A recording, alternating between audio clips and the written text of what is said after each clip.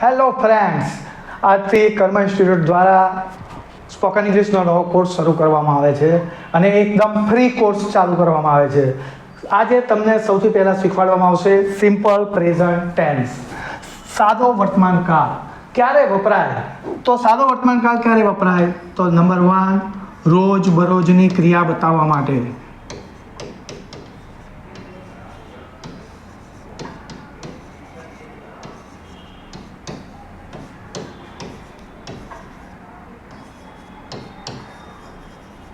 પછી ક્યારે વપરાય? તો કે વારંવાર થતી ક્રિયા બતાવવા માટે આ કાળ વાપરવામાં આવે છે.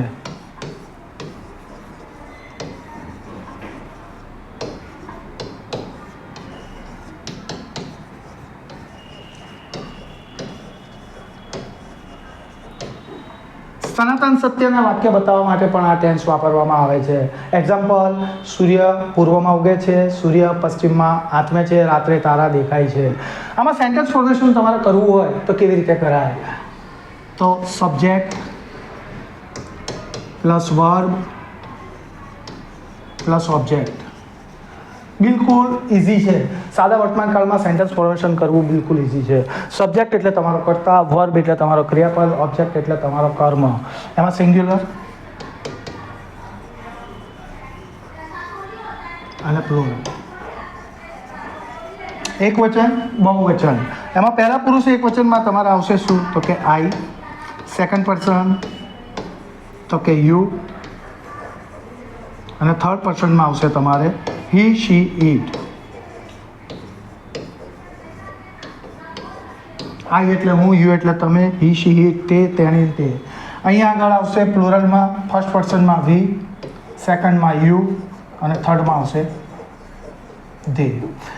હવે આ તમારો સબ્જેક્ટ થયો. આઈ, યુ, હી, શી, ઇટ તમારો સબ્જેક્ટ થયો. તમારો વર્બ મૂકવાનો છે તો આઈ, આ તમારું ક્રિયાપદ થશે. I play cricket. હું ક્રિકેટ રમું છું.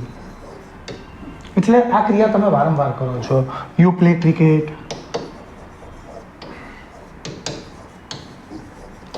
હી, શી, ઇટ પ્લેઝ ક્રિકેટ. અહીંયા એસ મૂક્યો છે, યાદ રાખજો. તમે કેમ મૂક્યો છે હું તો તમને સમજાવું છું. We play cricket.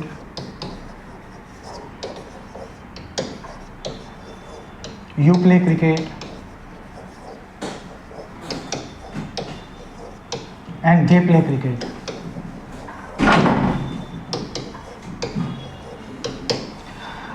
તમારે ફક્ત આમાં યાદ શું રાખવાનું છે? ત્રીજો પુરુષ એક વચન. ત્રીજા પુરુષ એક વચનમાં ક્રિયાપદ, એમાં જો પાછળ તમારે double S, SH, CH, O કે એક્સ આવે તો પાછળ ES પ્રત્યય લાગે છે, એ યાદ રાખવાનું છે તમારે. નંબર 2, તમારે કોઈ સ્પેલિંગ છે. એક્ઝામ્પલ આપું તમને, ક્રાય. તો વાય પહેલાં જો વ્યંજન આવતો હોય તો તમારે વાય કાઢી ત્રીજા પુરુષ એક વચનમાં ક્રાયનો ક્રાઇસ થશે. Example, he cries in the cradle. She catches ball. Catch, CATCH આવ્યો. She washes, WASH washes clothes. Is it clear? Okay.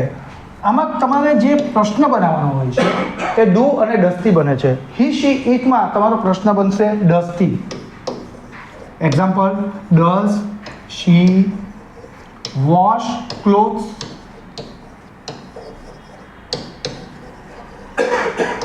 પ્રશ્ન, તમે કહો હા તેણે કપડાં ધોવે છે. યસ શી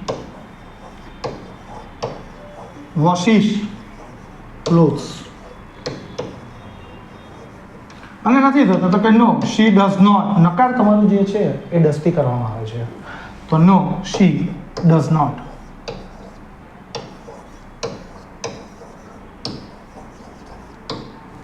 ક્લોથ્સ, વોશ ક્લોથ્સ.